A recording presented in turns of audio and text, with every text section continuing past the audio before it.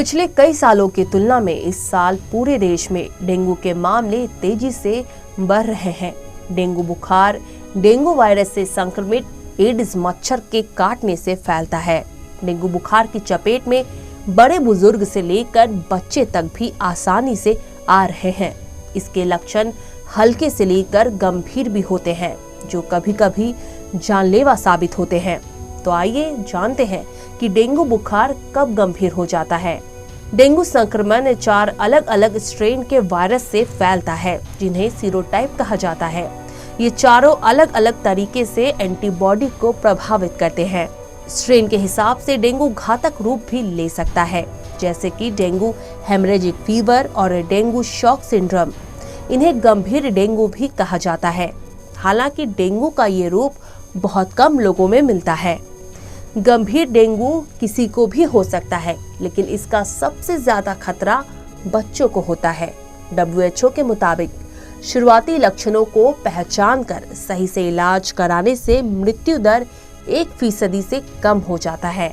Dengue की शुरुआत तेज बुखार, सिर दर्द, आंखों के पीछे दर्द, जोड़ों और मांसपेशियों में तेज दर्द, थकान, मितली, उल्टी, त्वचा पर लाल चकत्ते और भूख न लगने जैसे लक्षणों से शुरू होती है। कई दिनों के बाद, आमतौर पर 3 से 7 दिनों के बाद, मरीज में गंभीर डेंगू के लक्षण आ सकते हैं, जैसे कि पेट में तेज दर्द, तेजी से सांस लेना, लगातार उल्टी करना, उल्टी में खून आना, पेशाब में खून आना, बॉडी में लिक्विड जमा होना, मसूड़ों और नाक से खून बहना, लीवर में दिक्कत, प्लेटलेट काउंट का तेजी से गिरना और सुस्ती, बेचैनी महसूस होना।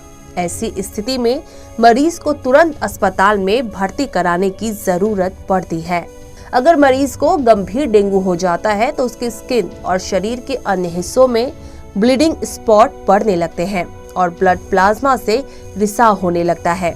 गंभीर डेंगू बुखार से फेफड़े, लीवर या दिल को नुकसान पहुंचता है।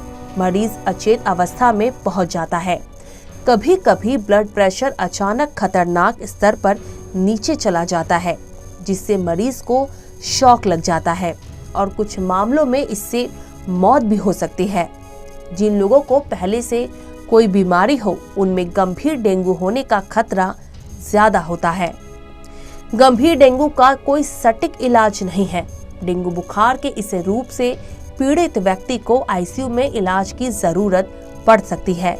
यहाँ लक्षणों के आधार पर ब्लड या प्लेटलेट ट्रांसफ्यूजन, इंट्रावेनस फ्लूइड और ऑक्सीजन थेरेपी से मरीज का इलाज किया जा सकता है। इलाज में देरी से मरीज के कई अंग फेल हो सकते हैं और जान जाने का खतरा बढ़ सकता है। इसीलिए डॉक्टर डेंगू के किसी भी लक्षण को गंभीरता से लेने की सलाह देते हैं। अगर डेंगू ज्यादा गंभीर नहीं है तो कुछ बातों का ध्यान रखना जरूरी है। इसमें खूब आराम करना चाहिए। खून में प्लेटलेट्स की नियमित रूप से जांच करवाएं। शरीर में पानी की बिल्कुल भी कमी ना होने दें और खूब सारा लिक्विड डाइट लें। इस समय नारियल पानी पीना सबसे अच्छा होता है। ये प्लेटलेट्स बढ़ाने का भी काम करती है।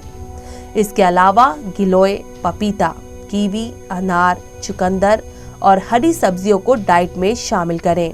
डॉक्टर्स के संपर्क में रहें और अपने प्लेटलेट्स की जानकारी उन्हें देते रहें। किसी भी तरह की दिक्कत होने या प्लेटलेट्स गिरने पर डॉक्टर आपको अस्पताल में भर्ती होने की भी सलाह दे सकते हैं। ब्यूरो रिपोर्ट, CN राष्ट्रीय।